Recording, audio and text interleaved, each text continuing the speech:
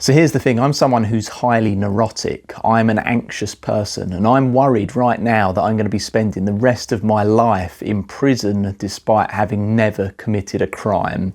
Okay, now what do I mean by that? Let me elaborate. So firstly, I'm not going to jail for having done a crime, but I might be going to jail inadvertently, and I want to explain why. And it's related to work and career and money and meaning and all that kind of stuff. So I'm just going to talk about my life, how we got to where we got, and what I mean by this whole thing. So I'm an artist. That's how I define myself. And I think we all define ourselves by our identities and the things that we do. You know, our jobs is often our identity because that's what we spend most time doing. That's what we've spent most time in our lives working towards. You know, when you're a kid, you go to school and people ask you, what do you want to do when you grow up? As though there's just one singular answer. And it's typically a profession, isn't it?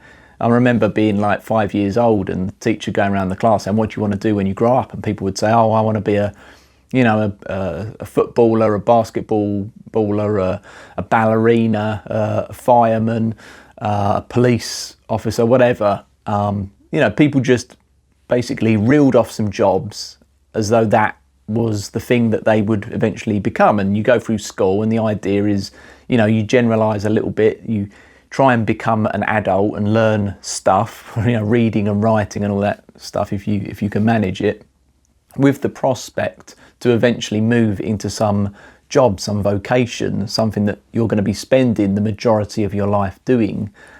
Me being the neurotic sensitive kid, I was into art. I was into sort of being on my own, withdrawing from the wider society because it was too scary and just drawing pictures. I'm simplifying this a little bit, but anyway, art was my thing. I went to university, I got a degree, even though I never ended up using it in art and design. So I'm sitting here with a BA honours degree, but not really using it. Let's just simplify this. I spent the last 2 decades working as an artist in various capacities. A little bit of office work, doing web design and graphic design. A little bit of time spent tattooing, working as a tattoo artist, even though I don't think I really have the disposition for that for various reasons. And mainly working as an illustrator, specialising in comic book art, sort of manga style art, stuff like this. This is something I drew. Looks weird now with the creases. Anyway, so yeah, art is my jam, I suppose. That's the thing that I did. That's the kind of the way that I define my value, I suppose. And I kind of had to throw that away recently because, long story short, the job market got shit. I wasn't able to sustain a living as a freelance artist doing art-related stuff, whether it was designing T-shirts or whatever it was. So I had to get another job. I ended up getting a job working as a pizza delivery driver. I've been doing that now for 2 months, and it's a shit job. It barely earns. It doesn't earn minimum wage. So here in the UK, minimum wage is about £12.20, and when I factor in my commute to work and the expenses, like the wear and tear of the vehicle, fuel costs, things like that. I kind of work it out at about less than £9 an hour, and I don't get enough hours to be able to pay the bills, basically. There are some days where I'm asked to come in to do typically, an evening shift starting at 5 o'clock. That's when it starts getting busy. People want dinner and they have pizza for their dinner. And sometimes I'm in just for 2 hours, 2.5, maybe 3 hours at a time.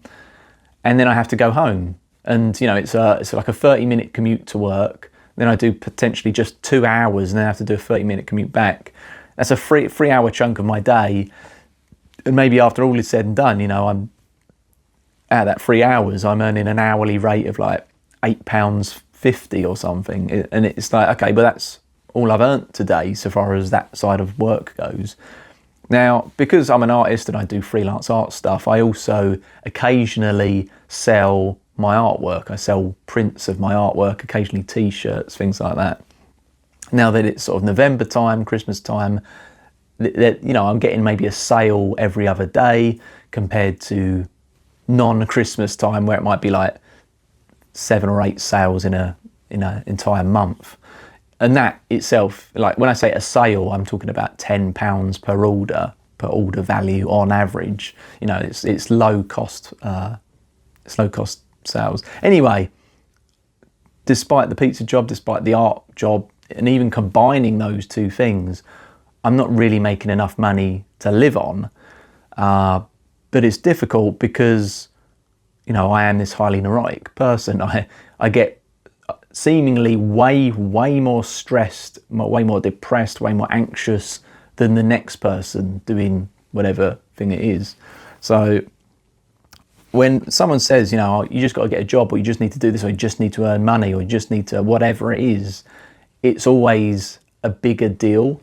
The only way I could talk about it to people that don't really understand what it's like to be someone who's like 98th percentile on the neuroticism scale on the Big Five personality model is just like, are there any kind of phobias that you might have, like things that you're really scared of, spiders or the dark, or just being alone or dying or whatever? Now imagine that, but just about everything, you know, just going outside is going to cause you anxiety. Speaking with other people is going to cause you anxiety. You know, you've got this kind of anxious paranoia that you're constantly being judged and watched, and life just seems hard when you're dealing with stuff like that. I don't know whether I'm like over exaggerating it or actually like underselling it. It's obviously something which in my life has dominated my life and made me into the sort of person who I am, the sort of person who, for the most part over the last 20 years, has had to work self-employed, freelance, you know, working from home, kind of unable to, or feeling unable to sort of go to an office and work with a team, that kind of thing. Yeah, lots of difficulties there. But there's also the reality of needing to, you know, pay the bills, to keep a roof over my head. And it's a weird thing because I've always been fairly ambitious, but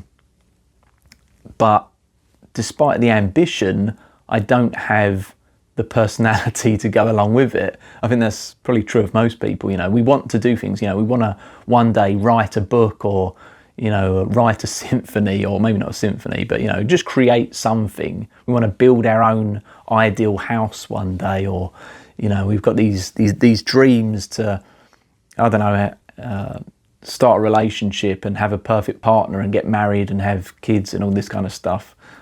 You know, at least when we're younger, we try and work towards that. Maybe over time we adjust our expectations. But yeah, I've always kind of been quite ambitious, and in an ideal world, I would be making a lot more than, you know, £8 to £10 per hour doing the work that I'm doing.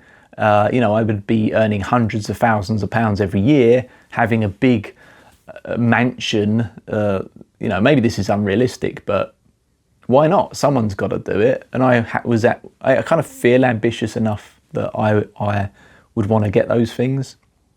But like I say, I don't have the personality for it. You know, I don't maybe appreciate that you've got to be super intelligent and super diligent and super, you know, hard working to have those things. And you got to know, you got to be smart about things and be able to take risks, and risks is very difficult when you're highly anxious. So it's weird when you live in a world where, you know, you want things, and you're sort of led to believe, you know, we live in this kind of world where we can have whatever we want. We just have to, you know, try for it. But can we have whatever we want? You know, is the game actually somewhat rigged? You know, are we just having to make do with what we've got, given the hand we've been dealt, even with the sort of personalities that we've been born with, you know, the genetics or the circumstances we're born into? So that leads me to where I'm at now, whereby I'm applying for other jobs. I've been applying for jobs all year. You know, I've applied for like nearly 40 jobs this year, and each application, I mean, it's typically within the art and design sphere, and those jobs don't come up very often. So when they do come up, you have to put in a bit more effort than just send out a CV, then walk away. It's sort of tailoring applications and cover letters and things like that. Most of the time, I don't even get replies. I don't even get rejections. I've not had any interviews at all. Of all my applications, the only thing that I got was this pizza delivery job. And, you know, I didn't even need a degree or anything that I had in order to get that, obviously. But yeah, like, I'm ready to quit this pizza delivery job. It's just shitty money, shitty hours. It's just pointless. It just seems pointless, you know, kind of taking a key chunk out of your day to work for two and a half hours and earn, like, you know, £20 and then come home at the end of the day, because like £20 isn't enough to pay the bills. And even as a sort of supplement, you know, it's just, you know, like, I think to do that job, you've got to be a certain type of person in a certain set of circumstances where you just want a little bit of extra cash, you know, in addition to a regular full-time job, or, you know, maybe you've got kids at home and you can afford to sort of go out for a few hours in an evening and earn a little bit of extra cash and then come home and look after your kids or do your other whatever things you've got to do. Certainly for me, it's not working out. So anyway, I applied for some other jobs and I was getting desperate. I was like, anything to do with graphics, design, art, I'm going to just apply for it. I ended up applying for a job to work as an art teacher within a prison. So this is basically teaching an art course to convicts. And I ended up getting an interview. And it's the first interview I've actually got outside of this pizza job. And that wasn't even an interview. That was just come along, give us your bank details and start work. Whereas this is going to be, you know, you've got to go along and present, you know, answer questions, present how competent you are, and also give a demonstration of how you teach. And it's kind of funny because I'm not a teacher. I'm just someone who, for the last couple of decades, has I would almost say dabbled with different types of art and design and running art and design businesses, I suppose you could say. I've never made good money doing any of this. I suppose on average, you might say that I've made, like, in the last 2 decades doing the art and design stuff, like £12,000 a year. It's like, it's bad money compared to the current UK national average earnings, which is about 36,000 a year. That's really bad. It's a lot worse than minimum wage. It's probably half of what you would earn if you worked at McDonald's or Starbucks or something. Yeah, it's just shit money. You know, so obviously I've been to some degree quite poor my whole life, but I did that because I thought, well, a couple of things. Firstly, follow your passion. You know, if you're going to spend your life doing something, you might as well do something that you want to do. Maybe that was misguided, but yeah, now I find myself in a position where I've been offered an interview for this job. I'm going to be doing that in a few days' time, and there's a big part of me that just doesn't want to do it. That's now like regretting it and thinking, why the hell did I ever apply for this? You know, I'm someone who's highly neurotic. I'm stress sensitive. You know, I'm quite quiet, quite shy. I would say like low confidence in groups. I've never even done any teaching. I kind of blagged it a little bit. I mean, maybe I got the job interview because I've tried various different art type careers and art paths. You know, and that's kind of given me some clout. I did do a 2-hour university lecture once where I was asked to go to a university and discuss being an illustrator, which again, I kind of felt like I was just LARPing as a professional. Like, I just feel like I don't know what the fuck I'm doing. And like I say, it's always been, like, if I'm being honest, the art and design thing has just been, like, I've never really succeeded at it. Or like the success I've had has always been very short-lived. Like, there was a couple of projects I did where it's like, right, okay, well, for 6 months, you're doing a job where you're getting paid enough to be kind of considered like a serious worker. You know, like you got paid what a regular person would get paid for doing a job. The rest of the time is just sitting around worrying about not getting work and maybe getting someone ask me to paint a picture of their dog or draw them as a manga character or something for like £50, even though the job would take me like 20 hours or something. It's just like being an artist in general, for real, that's what it's like for most of the time.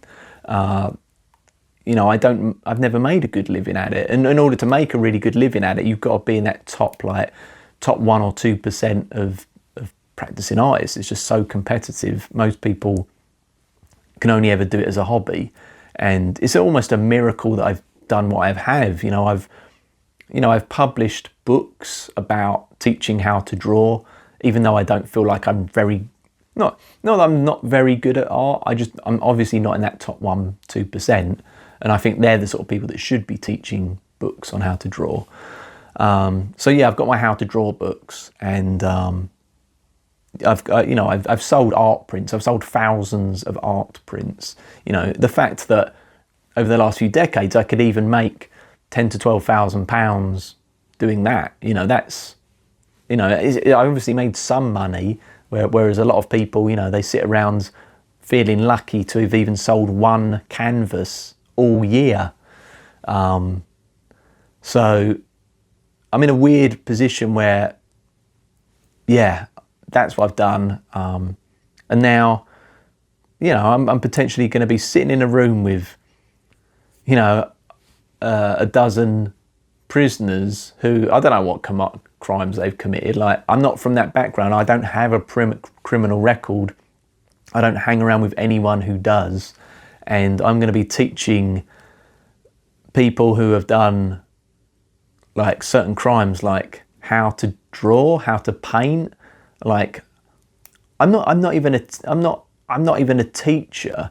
Like, you know, in a group scenario, I would be happy to be the last person to ever talk. You know, I'm just a sort of person at a party that fades away into the background and doesn't say anything. And, you know, like, there's times when I've kind of learnt to mask and to sort of pretend that I'm confident to get what I want. But even when I go to like a cashier at a supermarket, I have to sort of pretend to be confident, you know, if I chat to them and say hello to them. And like, yeah, I just feel stressed and anxious when I'm around people all the time. And even people that I know, it kind of drains me.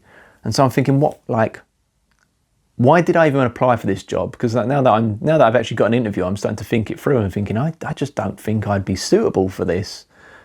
But it's not only the setting of being in a classroom teaching people, even though I have no teaching experience, but the type of people I'm teaching, like I say, are prisoners. You know, they're not.